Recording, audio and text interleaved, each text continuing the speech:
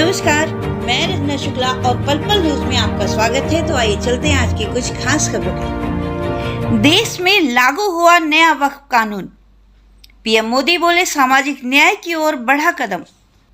महिला हो या बच्चा, पसमानदा मुस्लिम सबके हक होंगे महफूज।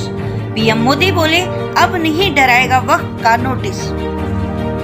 और अब आधार सत्यापन होगा यूपीआई भुगतान जितना आसान। केंद्रीय मंत्री अश्विनी वैष्णव ने लॉन्च किया नया ऐप।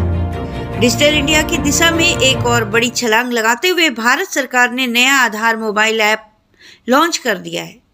इस ऐप की मदद से अब आपको अपने आधार कार्ड की फोटोकॉपी लेकर चलने या उसे फिजिकली दिखाने की कोई जरूरत नहीं होगी। केंद्रीय मंत्री अश्विनी वैष्णव ने इस महत्वपूर्ण अपडेट की जानकारी ट्विटर पर दी है।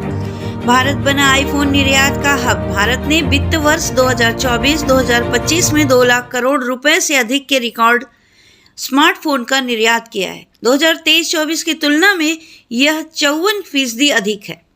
इसे अकेले एप्पल का हिस्सा 1.50 लाख करोड़ रुपए है। केंद्रीय इलेक्ट्रॉनिक्स और आईटी मंत्री अश्विनी वैष्णव ने सोशल मीडिया पर कहा, उत्पादन से जुड़ी प्रोत्साहन योजना के कारण यह संभव हुआ है। जिस रोड को मैंने बनवाया उसी पर 2 बार कटा मेरा चालान। गडकरी बोले टोल टैक्स पर जल्द खुशखबरी। मैंने बांद्रा वर्ली लिंक बनाया। मुंबई में एक कार है, मुझे इसके लिए 2 बार चालान मिला।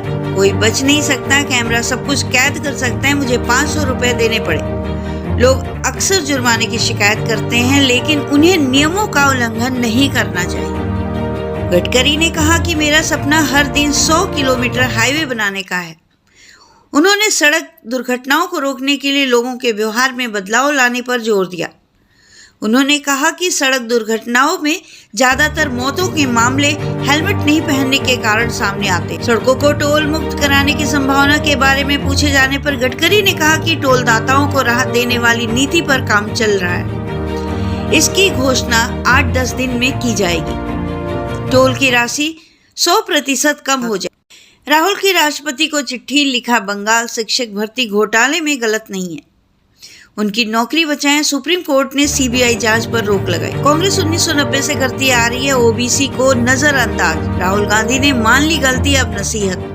अहमदाबाद में आयोजित 84वीं अखिल भारतीय कांग्रेस कमेटी के राष्ट्रीय अधिवेशन और सीडब्ल्यूसी की बैठक में कांग्रेस ने कई अहम फैसले लिए।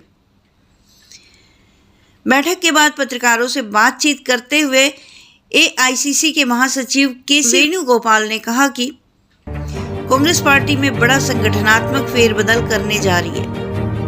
इस बैठक में संगठन को लेकर चर्चा की गई। सीतारमण ने लंदन में भारतीय उच्चायोग में 2047 तक विकसित अर्थव्यवस्था बनाने के भारत के प्रयास के लिए अवसर चुनौतियों विशेष पर एक संवाद में कहा कि अर्थव्यवस्था वैश्विक चुनौतियों से निपट रही है और घरेलू दक्षता एवं प्रतिस्पर्धी क्षमता का लाभ उठाने के लिए एक अच्छी स्थिति में। निर्मला सीतारमण ने कहा कि अमेरिका भारत का प्रमुख व्यापार भागीदार है, इसलिए ऐसे समय में जब व्यापार शुल्क से व्यापार प्रभावित होने जा रहा है, हमें अभी भी यह सुनिश्चित करना होगा कि भारत में घरेलू मांग में जो ताकत है वह वैश्विक आपूर्ति को आकर्षित करने वाले एक बड़े केंद्र के रूप में बनी रहे और उसे बढ़ावा मिले।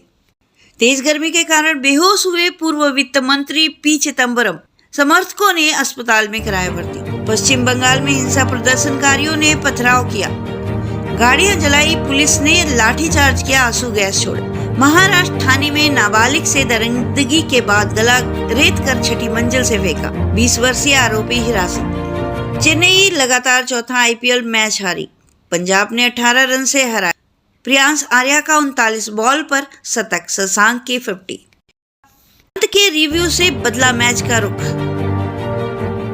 शार्दुल के 100वें आईपीएल मैच में लखनऊ की जीत, कोलकाता 4 रन से चुकी। चिंता एक बार फिर, तापमान ने 1.5 डिग्री की अलर्ट लाइन को किया पार। जलवायु इतिहास का दूसरा सबसे गर्म रहा मार्च।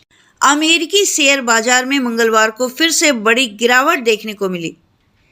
S&P 500 इंडेक्स 1.6% गिरा, जबकि पहले 4.1% की बढ़त पाने के बाद यह एक अच्छे दिन की ओर बढ़ रहा था। इस गिरावट के बाद यह इंडेक्स फरवरी में बनाए गए और रिकॉर्ड से करीब 10% नीचे चला गया।